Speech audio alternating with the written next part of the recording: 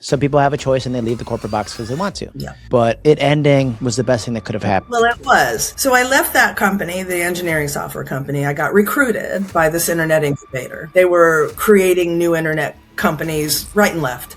And all the people that worked there were buying stock. They would buy the stock and they would become millionaires. Sounds like I had a hunter. This place was in the news all the time. On paper, I was worth about $7 million. They filed to go public. We were in the IPO stage, and then the Nasdaq crashed in 2000. And so I went from having this fantastic job with all these stock options, took a second on my house so I could do that, and then the Nasdaq crashed. Well, 7 months, number one in the office every single year. I want to understand, what did you do differently? I knew nothing about sales or real estate. And so what I did at the very beginning, I went into the office every single day, even though I had no clients and no business at all. She spent 30 years as one of the highest paid executive assistants in Southern California. She's worked with CEOs.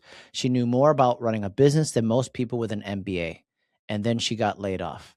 And here's the part they don't tell you in the reinvention playbooks. She was absolutely terrified. Today, Donna Baker sits down with us to talk about what happens when the choice is made for you and what to do in the next 12 months that determines the rest of your career. This is Outside the Corporate Box. And before we get into today's show, a quick thank you to our partners who make this possible: Wise Agent, Subi, and the CE Shop. These are the companies that believe in us and what we're building here. And we're grateful to have them in our corner. All right, let's get into it. The playbook is changing. The question is, are you changing with it? This is Outside the Corporate Box. Real conversations with real leaders who broke the mold and built something better. With your hosts, JMan and Jeffrey Scott Stanton. Donna, welcome to the show. We've been looking forward to this one. Quick on the bio, Donna Baker spent the first half of her working life as an administrative professional, working her way from typist clerk all the way to one of the highest paid executive assistants in the LA area. She's worked alongside CEOs at Pacific Telephone, Los Angeles County, and yes, even an internet incubator. Then at 50, she walked into real estate with 0 clients and 0 guaranteed income. And in 7 months flat, was the number one agent in her office. Today, she runs the JMan and Baker team at John Hart Real Estate and just celebrated 25 years in the business. Donna, that intro doesn't do it justice, but let's fix that right now. Thank you, J-Man. That was pretty good. You did good. Did we miss anything? No, I don't think so. Well, I'm sure that if you did, we'll talk about it. So before we get into big change, tell me what it's like spending 30 years in that corporate box, Lily, assistant to a CEO, working with a CEO. Well, when I was a kid, I wanted to be a secretary. That's all I ever wanted to be. And I used to like pretend I was typing on a keyboard, and in those days it was like really hard to type because you had to touch the keys. Click, click, click, click. Actual typewriter. Yeah. Yeah. And so I really concentrated my high school subject matter on clerical things like typing. I took shorthand. I take 90 words a minute in shorthand, general business practices. So I really concentrated on revolving my learning experience, which I hated high school. So I was learning things that I was interested in.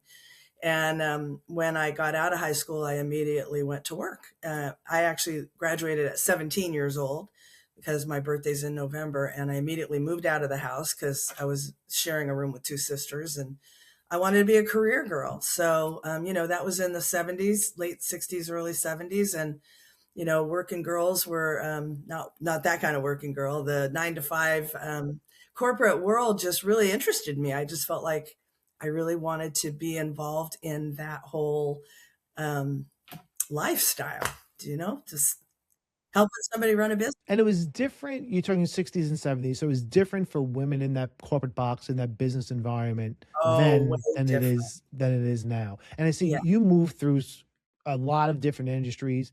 Notes here is a boogie board manufacturer, internet incubator, from one to another. Tell us what was it like then being an executive assistant? Because I think what we think of as an executive assistant for a lot of people, especially people listen to us as real estate agents, they think of an executive assistant as someone who just handles their schedule and books appointments. So what was that like then? Give us what that is and having the access to the CEOs that you did. Well, I actually had to work my way up that ladder to the CEO position. But so at the boogie board company, that was my very first job, and I knew the owner and he gave me a job. And I did, reception and accounting. And then I moved into a shipping clerk position at another manufacturer. And then I moved to LA County. Yep. And then I worked for Bell and Howell for a while in the business data products division. And so I worked for executives that weren't actually high level executives, but they were teaching me how to be perfect. You know, that's what I like to put in quotes. Yeah. All of the bosses that I had really saw the potential in me. And so they trusted me and gave me a lot more responsibility than most of the other assistants that were working in the places I was at. And then I ended up being very fortunate. After the Bell and Howell position, I got laid off and I went to a small insurance broker. And it was a small 7-person office, and he needed an assistant. And he was from New York City, Staten Island, actually. And hey, maybe I know him. Yeah. I knew you'd like that, guys. And he was a huge mentor to me, and he taught me how he ran his business, and he expected me to run it right alongside of him. So he was part of the Young Professionals. The Young Presidents Organization, YPO. I don't know if you've heard of it. And that's presidents and CEOs of small and large companies that are under 40. Yep. And I think he was like 37 when I started working for him. I was actually older than him. And so he encouraged me to get involved in a professional organization. And at the time, there was a organization called Professional Secretaries International. And so later on, they changed their name to Administrative Professionals. What was it called? The Organization for International Administrative Professionals, something like that.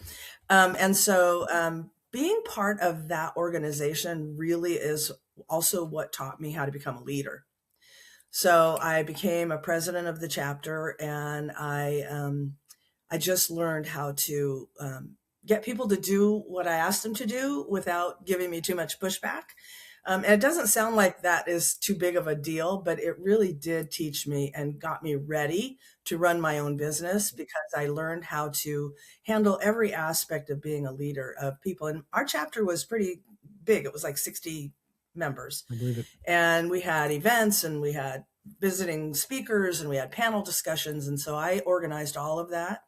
So between that organization and the bosses that I had who saw my potential and mentored me, I think that's why I was able to segue into real estate so easily. It was the corporate background gave me the abilities that I needed to run a business, and also gave me the confidence that I needed when I found myself jobless. You know, it was like, I'm not going to worry about it. Just I'm going to talk that for a second. And again, and I'll go back just because the time between then and now is, in like the 70s, it really wasn't common for a boss to sit down with their executive assistant and say, I want you to run my company like I run my company.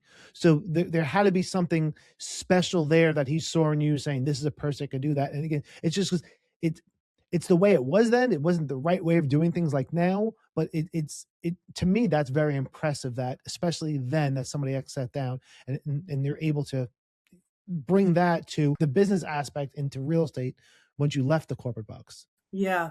I think that my desire to learn has always been my advantage, and that I make it very clear that I am open to learning new things. I've always embraced technology.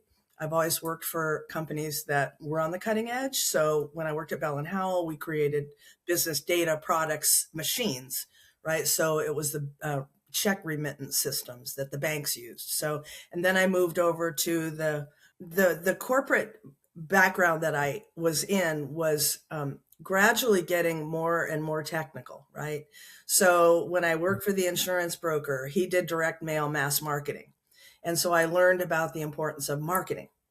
So that to me was the beginning of my abilities to be able to take what I learned from my jobs and save it for later when I needed it for my business, right? Here's what I want to know.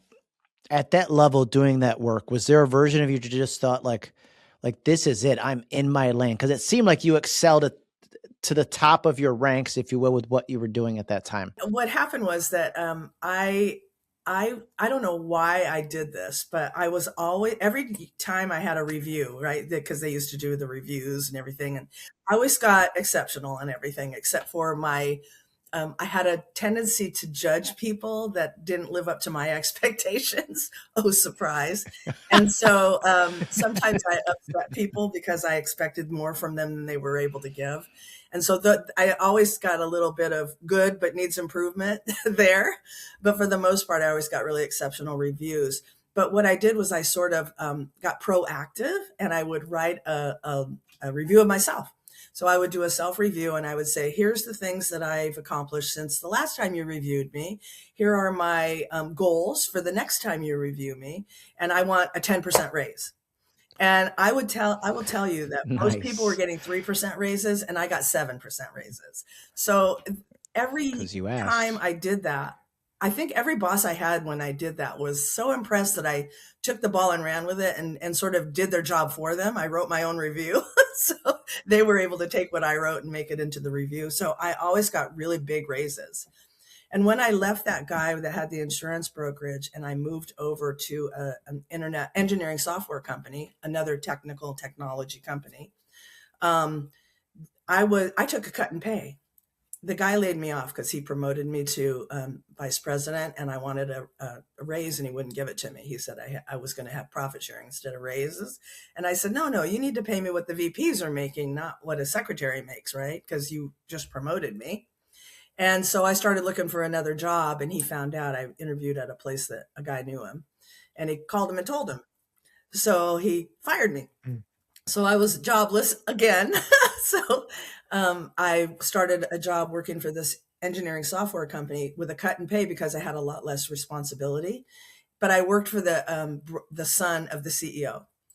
And so because I was doing such a good job, the CEO heard about who I was and how I performed. So I was held in pretty high regard throughout the company. It was a pretty big company. I'd say there was 900 employees maybe. But I was able to work my way up that ladder. And when the company they merged with another company and my boss got let go, I got recruited by the executive vice president in charge of sales.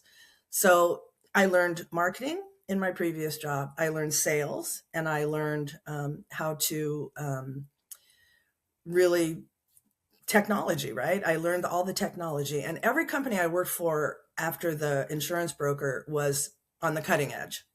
So the engineering software company, obviously, I had a computer at my desk, and we had email before anybody else had email. It was intranet, but it was still email, right? We were like, wow, we can send a message to somebody in Costa Mesa, So I was able to really move up that ladder because of my abilities and my confidence. And I'm pretty intelligent, and I think that they saw that, and they saw my that I was able to do a job that most assistants weren't responsible for. So they gave me more and more responsibility, and I really was more of an executive level than an assistant. Your story is one that we're very familiar with as far as excelling in your career, being at the top of everything that you do, but then the floor fell out, right? You said in your intake, like, some people have a choice and they leave the corporate box because they want to. Yeah. It ending was the best thing that could have happened, is what you said. Well, it was. So I left that company, the engineering software company. I got recruited by this internet incubator. Yeah. I knew a headhunter personally, and he called me and he goes, I found you a job. And I said, I'm not looking for a job. And he goes, no, you got to go here. And this place was... Sounds like a headhunter. Yeah. This place was in the news all the time. So they were creating new internet companies right and left. And all the people that worked there were, buying stock. They would buy the stock and they would become millionaires, right? So he was telling me, you're going to become a millionaire. You're going to have all these stock options. They're going to be famous. And it was like, he really talked me into taking this job. And they paid $70,000 to hire me, to this recruiter.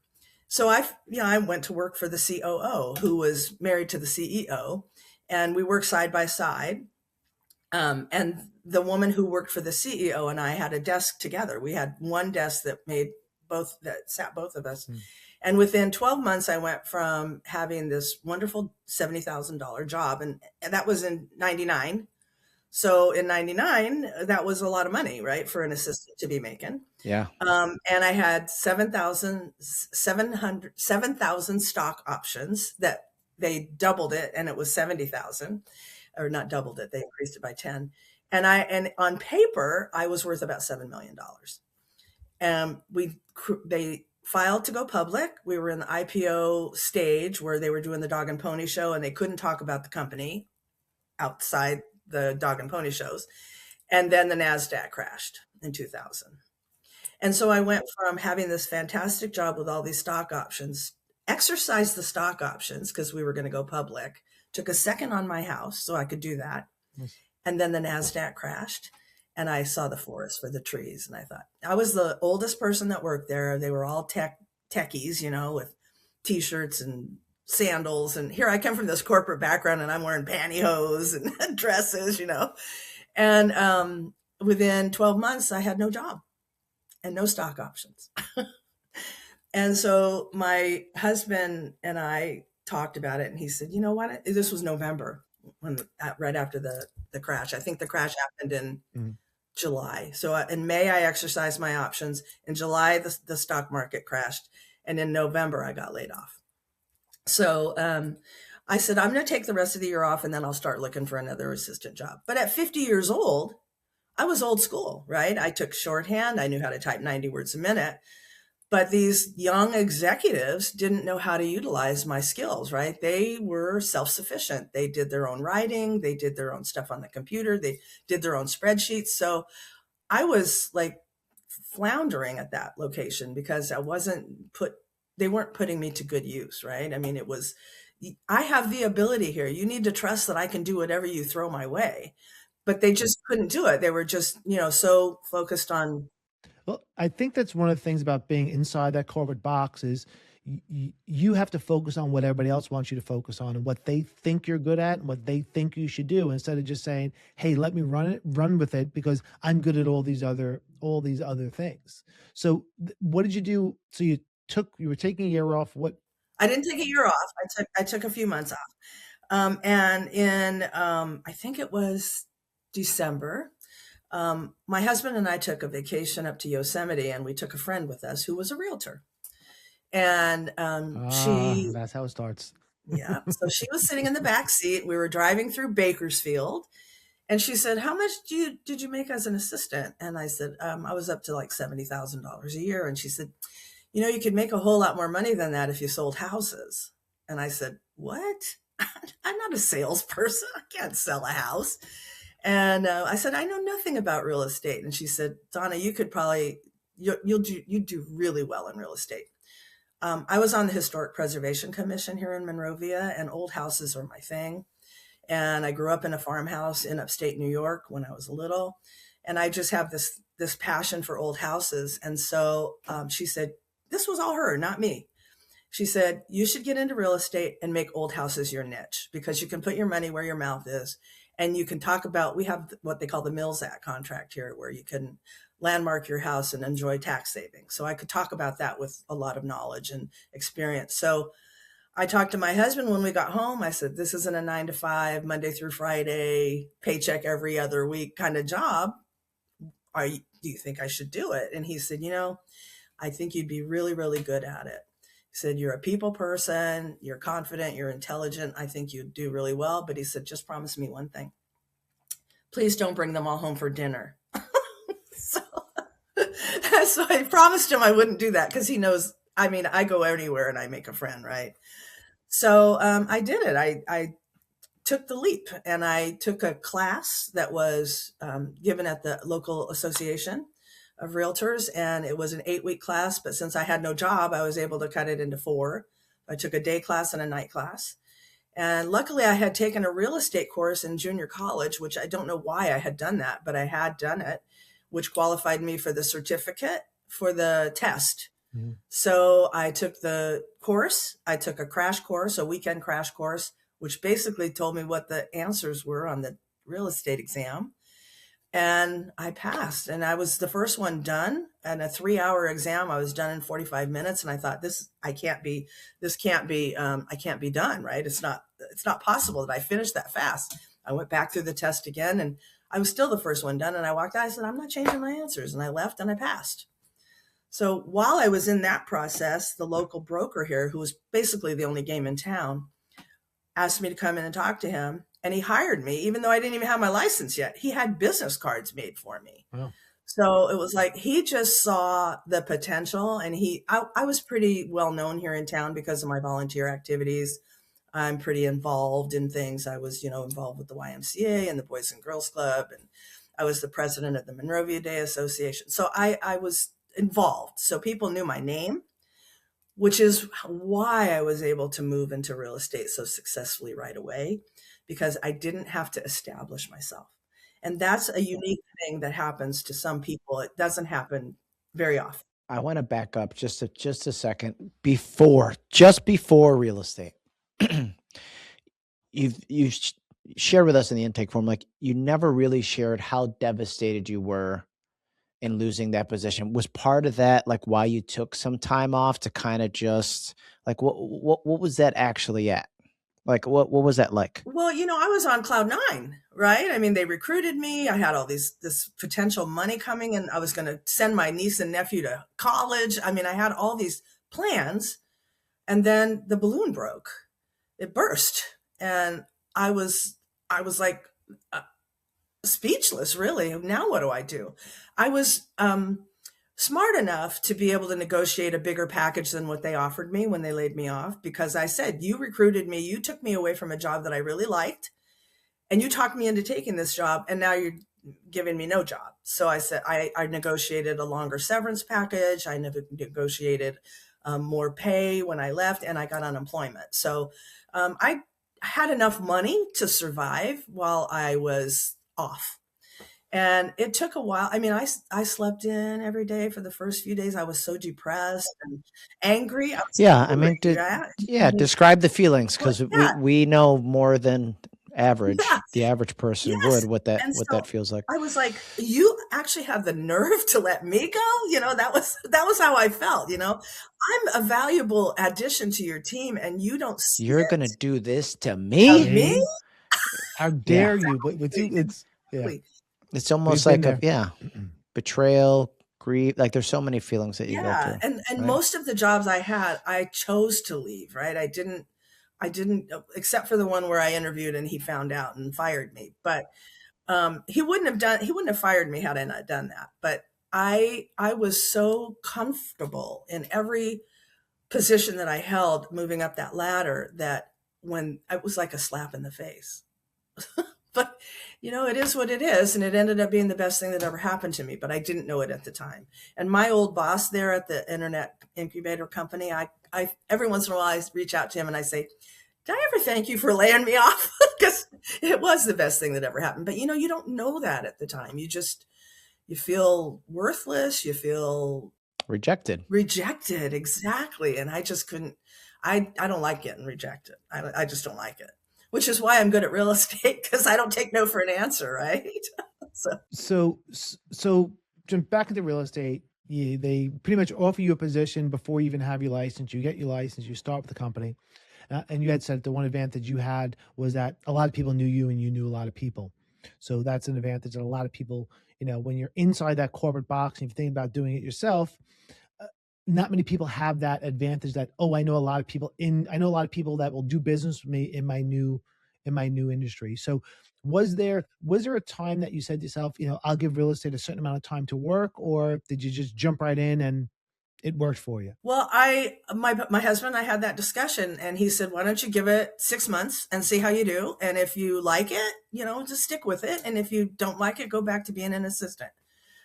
It wasn't an option to not work, right? That was not an option at that point. My husband was a scientist at the City of Hope doing cancer research. That does not pay well, by the way. So here's this guy with this degree making less money than I do with a high school diploma, right? I mean, I went to junior college and I got an AA, but it took me 10 years going at night, right? So my education was always not what made me succeed. It was just a side thing. But so it wasn't an option for me not to work. I couldn't just say, okay, I'm 50, I'm going to retire. So when I did the real estate thing, and I started right away, I started in April. Two of the women at the internet incubator company where I worked wanted to buy a house.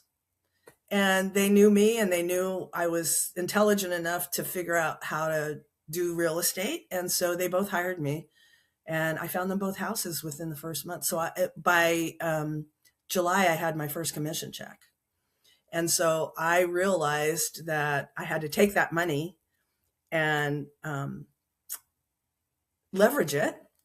And so and remember, this is 2001. So the MLS was just going onto a modem online, right? It wasn't the old books. You had to dial into the modem and log into the MLS. You had the blue screen, and all the listings were there. And so I came from this technology background. None of the other realtors had any technology experience, especially if they'd not come from corporate. And so I took the world by storm there. They were like, where the hell did this woman come from?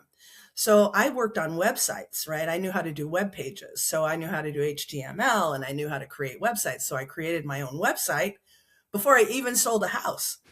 So, it was just pretty amazing how I watched myself put level over level over level and make it a success. And so I took that money that I made on that first commission, and I created a flyer. And, nothing fancy at the time. It was just a Word document. I knew how to do Word, and it was two-sided, and I tri-folded it. I took it over Staples. I copied it on green paper, money, I wanted it to be green. And it was about why you should have a termite inspection done on your old house. That's all it was. And so I asked my title guy, give me the list of all the people that have old houses.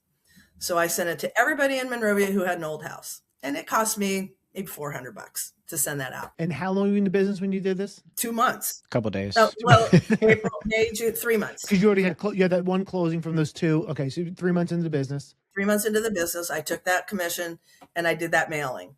And then the second time, the next one closed a month later, I took that check and I did another mailing.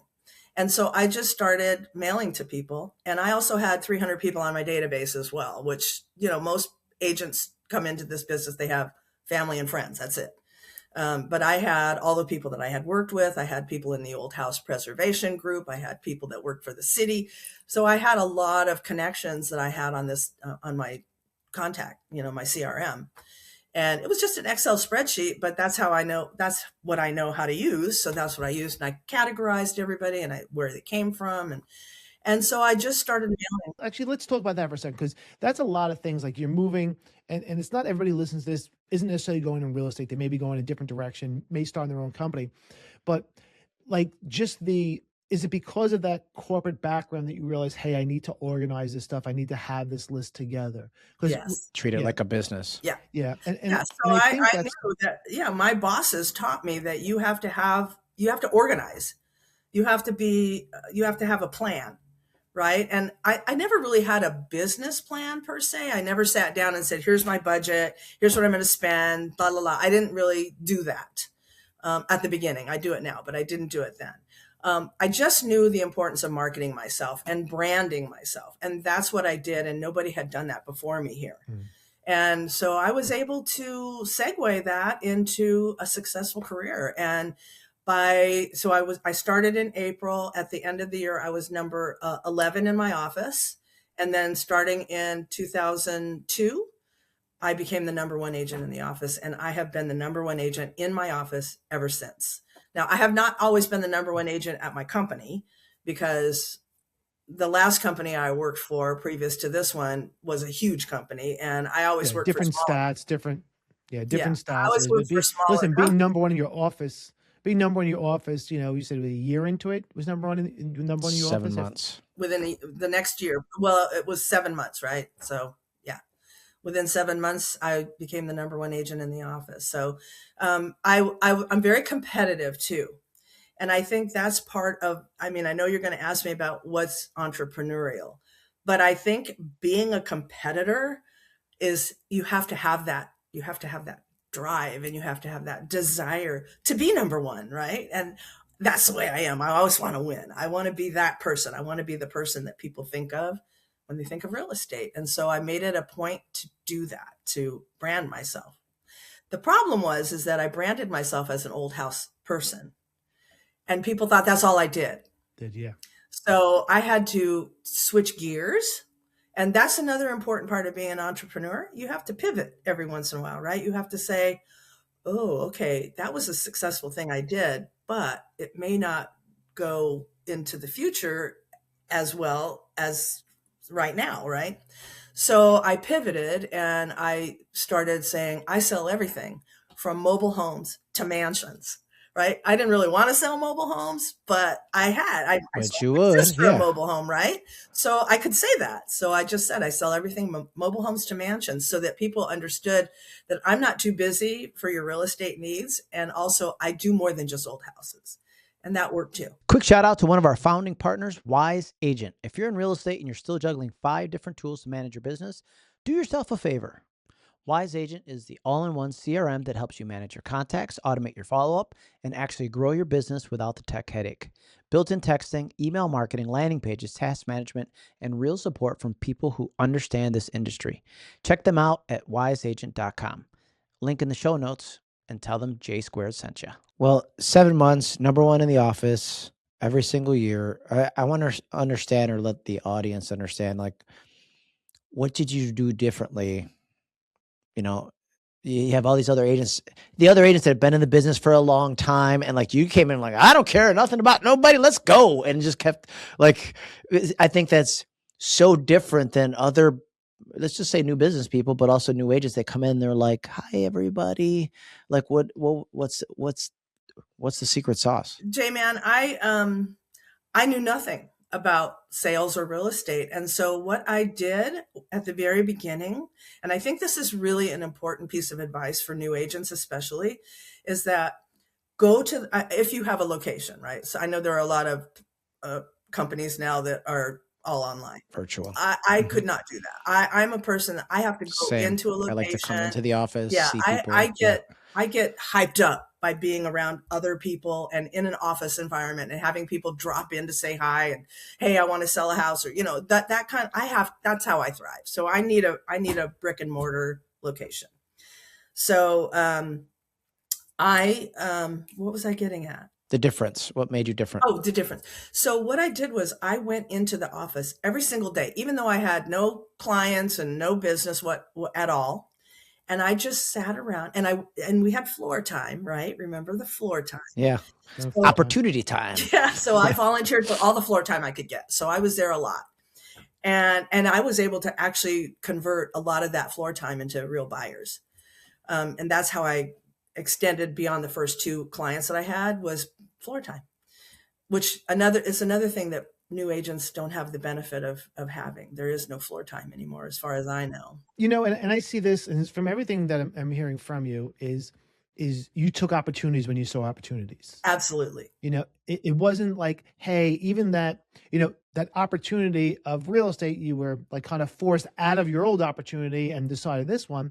But like, even like you said, hey, I took my first paycheck and I spent $400 to do flyers and stuff. Right. Because now spending $400 isn't a huge amount of money, but in 2020, 2000, what is it, 2001 at this point? 2001. Yeah. 2001. That's a lot. Spend $400 or $500. That's a good chunk of money to spend that. So I think the house I sold was like $300,000. So I got like $6,000 check, right?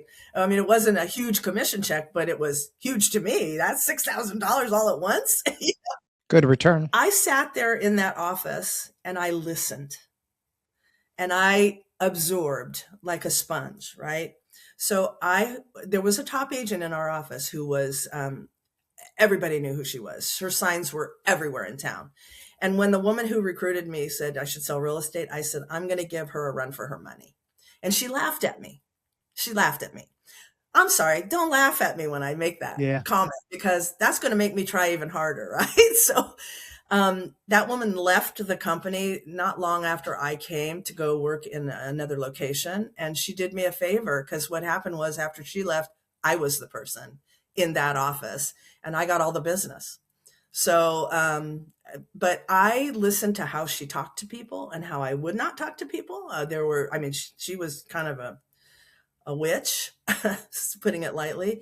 And so sometimes she would insult people or yell at people. And I was like, that is not the way I want to do my business. I want to treat people with respect. My dad taught me as a kid, you respect everybody from the janitor to the CEO because you just never know. Mm-hmm. You might need that janitor to help unlock a door, so be kind to everybody because it'll come back at you, right? So I learned that. So I also listened to the other agents and how they did their business. And there were top producers. They weren't like kicking ass, but they were good. They were, what do you call it? They were consistent, right? They would sell 5, 6, 10 houses a year. And that's okay. That's enough to make a living. But I wanted to be better. So at the time I worked for Century 21 and I ended up in the top 100 in the country because I was so determined. Did you have one of the gold jackets? I did not have a gold jacket. Those were gold. Oh, I was going to say, she did. I was about to. I just could picture you with the gold jacket. No, I'm not a gold person. For a while, then they brought him back. I got a lot of gold trophies, though. So it's funny because we normally ask people like, hey, like what skill sets did you have from your previous that you brought over? But as I'm sitting here listening to you, is you sat there and you listened to an old CEO who went through and you said you listened to how he spoke and how he handled his business.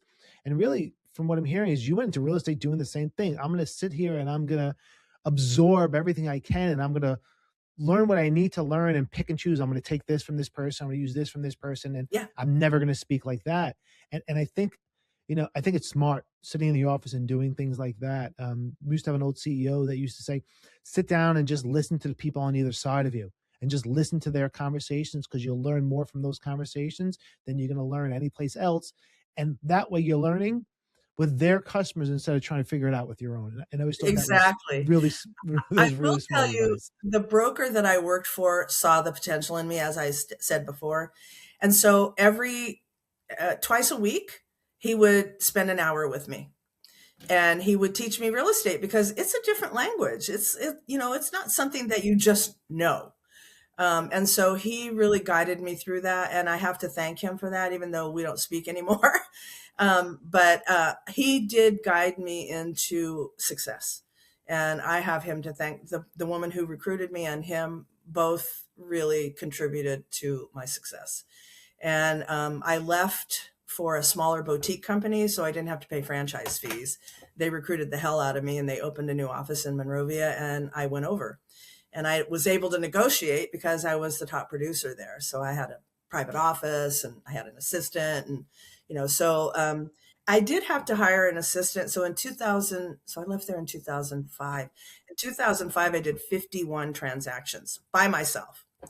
And so I had to hire somebody. Yeah, I had to hire somebody to help me with the paperwork. And at that time, nothing was computerized. It was all files and paper and, and so the two of us really did 51 sales that year. That was my best year ever. Not money-wise, but transaction-wise. Yes, and once you do that amount of transaction, you need somebody to help you. You had said in your intake, and this I found really interesting, that you believe entrepreneurship is something you're born with. I think it was in my blood. My dad was a salesman. He sold hard molded rubber products. He actually invented the ladder shoe.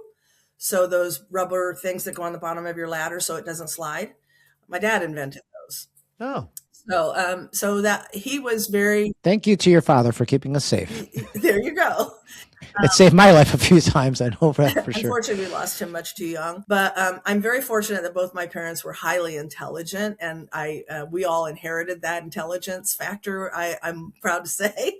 But he instilled in me that competitiveness and the confidence. And he always told me you can be anything or do anything that you want. Even from the time I was 14 years old, he told me that. And so I believed it. He believed in me so much that he made me believe it, right? So I do have my dad to thank for a lot of that success as well. But I think that if you don't have that desire and that drive and that competition, in your blood and in your brain, you'll float along fine. And, you'll have friends and family hire you to sell a house. But I mean, I walked into a house yesterday, a listing appointment yesterday, and I was the listing agent when they bought the house 21 years ago. Yeah. And they called me, not their agent, So it feels like my name and my branding and my marketing, I was on the shopping carts at the grocery store for 10 years. I haven't been there in 15 years, but people still think I'm there. So, getting into their head is where you have to go. And I think a lot of people don't understand that concept on, I'm just going to sit here and wait for the phone to ring, or, I'm going to go work for a broker who tells me when to take lunch. And, that's not how it works. They still want to be employees in the corporate box. That's what they want. And yes. they don't realize. And that's how you think 99, outside, right? And 99% of the companies, real estate, don't work that way. It's not a corporate box where they tell you what to do. Unless you want to work for like a company that pays a salary, right? I think there are real estate companies out there that pay salaries. But I see JMan's jumping at the bit over here for a second. Jeffrey knows, I just want to push back a little bit because if that's true, then what's the point? What's the point of a podcast or books or coaches or training? If I'm not an entrepreneur, then I should go back into the corporate box. Are we just sorting people at this point? Can you be taught entrepreneurship? I get it. I get what you're saying. You're a competitor. It's in your blood. I have a mom who was an entrepreneur as well. That's kind of what was instilled in me. But what if I have two parents and the grandparents and everybody else around me that's worked corporate jobs? Do you feel like I can't be an entrepreneur, or does it take a while to evolve into one? No, I don't think that's the case, but I think you have to have that mindset, right? You have to say, I'm going to be an entrepreneur. I'm going to be a success. And so I need to figure out how to do that. I will tell you, I have tried coaching on several occasions. And unfortunately, I'm not coachable. I'm just not. I'm too hard-headed, right? All right. Can I coach you for a second? Let me coach you for a second. So I choose not to be coached. What's he going to say? Because everybody's coachable. Some people just choose not to be coachable, and that's fine. Some people, listen, you say you're not coachable, but I'm going to challenge you on this one. Didn't your past CEO that you sat with, didn't they coach you on how to run a business? Yes. So you are. It's a lot of times this thing. Listen, we all know and Donna, we've had conversations about this in our past lives that we all know the gurus in the industry. Some of those are just not made for a lot of people. They just need someone that's actually, yeah. And so me and you had this on sidelines years ago. We've had that conversation about, hey, that's not for me. And I totally get it. But I think everybody's coachable if they choose to be coachable. And you may not want to call it coaching. It might be a mentorship. It might be having a mentor, having that support system around you. Ability to learn.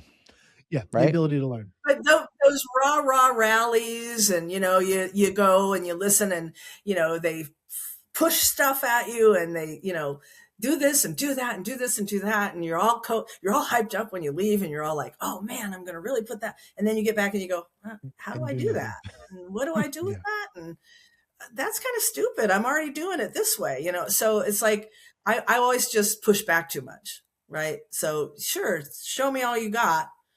But at the end of the day, I'm just going to do it the way I was doing it because it's successful. So what would be the test for somebody who's listening now and they're like, I really hate this corporate job. I hate it. I can't take it. I've been wanting to leave. What's the test, the litmus test they should run? The test is, first of all, make sure you have a lot of money in savings, or you have a spouse who makes a lot of money so that you're able to survive at least a year. What if I don't? Like I said, I was the exception to the rule. So I was a success right away, and I made money right away. Within the first 4 months, I was making money regularly. That's not normal. And most new agents get into this business and they think they're going to hit the ground running and get rich right away. That doesn't happen. And so you have to be real. Donna made it look easy. I could do it too. And my old broker used to use me as an example. And I said, Tom, you have to quit doing that. Because your head is setting their expectations much too high. And, you need to be like Donna. Well, not everybody's like Donna, not everybody has 25 or 30 years in a corporate environment learning how to run a business by observing people who ran great businesses and being involved in that. I mean, that to me, that's a huge edge. And I think always the biggest thing of when it is to step outside the corporate box is, and I agree with you, some people are going to do it, have money in the bank. Other people do it this, hey, I don't like my job anymore. I got to jump out. But I think you had a specific skill set that you were able to bring over with you. And I think a lot of people, based upon the jobs they had before, also have a lot of the skill sets. You know, you've been in the business for 25 years at this point. This year. It's a Celebrate long that. time. That's a long time in this business, and to be successful in this business. Is it a long time? It's a long time. It's a long time. I will tell you that I love what I do. I love it. I love being my own boss. I love not having to get dressed up if I don't feel like it. I like sleeping in. I'm not a morning person. I let all my clients know, don't call me before 10 because I'm not answering my phone. I love being my own boss, and I see why people want to do that. I totally get it.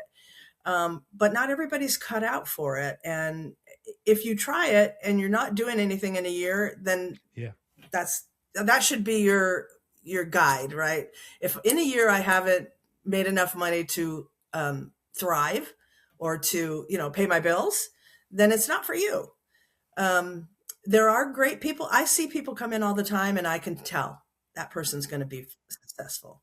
I can tell that person is never going to make a sale in their life. They have no desire. They have no drive. They have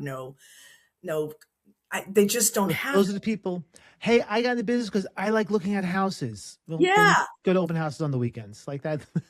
Yeah. I mean, and honestly, I used to go to open houses all the time because I really loved houses, but I never thought I'd be selling them. It's like, well, it was different because and if at the beginning you had a passion for the older houses. Yeah. Right. So that's not just like, oh, I like houses. There was something that you involved in, something that you were active. You were active in.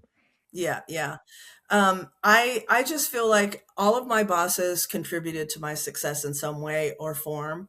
Whether it was they fired me for, looking for another job, or they taught me how to run their businesses without them. I mean, the guy that had the insurance broker, he would take me in the car with him when he would go to the airport. He would dictate to me because he knew I took shorthand. And so he would dictate letters to me in the limo. And then he was the first person I knew with a cell phone back in the 90s, right? I left there in the 80s. It was in the 80s. It's a bag at that point. Big old thing that went in his car console, and it was like, and then he would say, okay, I want you to type these letters up, and then at the bottom put my name, and then put dictated but not read, so that he didn't have to take responsibility for the mistakes that I made, right? Oh, that wasn't what I told her. It's kind of like voice to text right now. It was a protective clause, right? But he was a perfectionist, and I had 3 bosses that were perfectionists, and not everybody can be perfect. There's no such thing as perfect, but you can give it a hell of a try.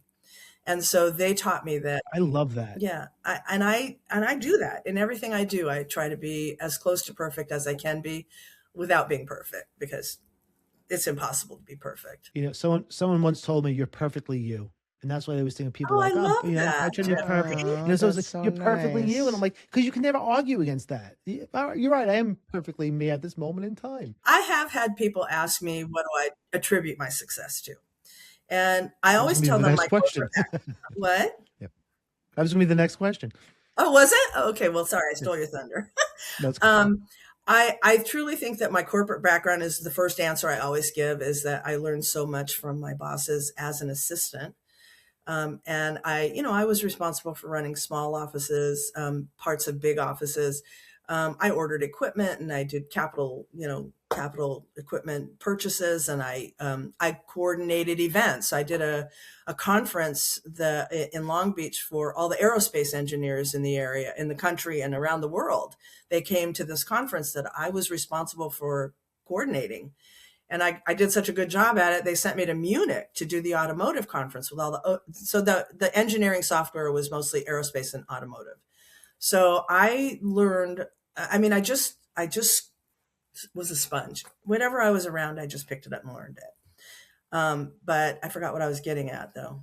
We have some lightning round questions if you're ready. Are you ready? Okay. Just don't think, fast, fun, and furious, if you will. Okay. Biggest myth about being a top producing realtor? It's easy. That's a very big myth. It is not easy. We make it look easy, right? I like that. Okay. One thing your executive assistant days taught you that no one else in real estate knows. How to be organized and how to negotiate and how to talk to every level of people, even people that may not be on the same page as you politically or religiously or gender wise. You have to have an open mind and be able to work with people and tell yourself it's only 30 days and then they're gone, right? I mean, sometimes you have difficult people that you have to deal with, right? I try to make it not difficult for people, and I try to get along with everybody. And when people ask me what it was that made me succeed, besides the corporate background, personality is definitely part of it.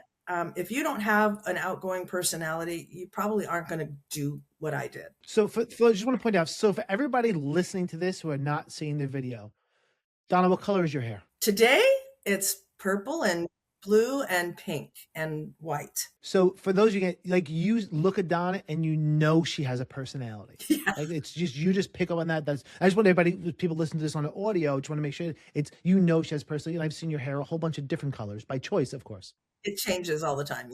And that was when I first met you. I was like, she's my person. I like her.